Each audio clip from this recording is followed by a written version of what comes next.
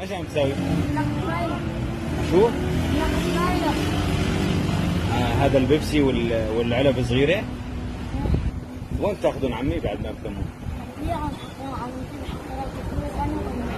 طلعت امبارح 3 ليرات. 3 ليرات تركي؟ ايه. من الصبح للمساء؟ ايه. يعني الصبح والعصر كلهم طلعت 3 ليرات؟ ايه.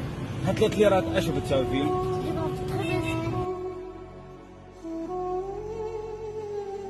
إذا عندنا زيادة خبز نجيب كيلو بندورة كيلو خيار هيك. 3 أشهر ما شفنا البطاطا والغاز. ليش؟ غالي الغاز والبطاطا. البطاطا هلا 3 ليرات. ضليت مع امك وابوك انت واختك الصغيره بس؟ ايه. يعني انت اليوم انت اللي عم تصرف على البيت مو؟ ايه بس أنا أمي وأختي. اختك صغيره؟ ما صغير كثير، عمرها 6 سنين. عمرها بطلع عنا من الصبح. إذا الله رزقها ايش بتشتغل امك؟ طبقة مية. كمان مثلك مو؟ ايه. بس اليوم الصبح أنا ما رزقنا وهلا إن شاء الله إذا طلعت بدي أجيب كلية بطاطا ووزعها على الصغيرين. اكيد بدك توزعهم وانت ما عندك حق خبز؟ الله يرزقنا يا عمي. والله العظيم الله برزقك.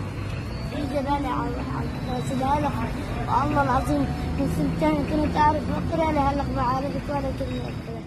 يا ريت نرجع الضيعة، كان أبوي عنده طرطورة بعدين باعها.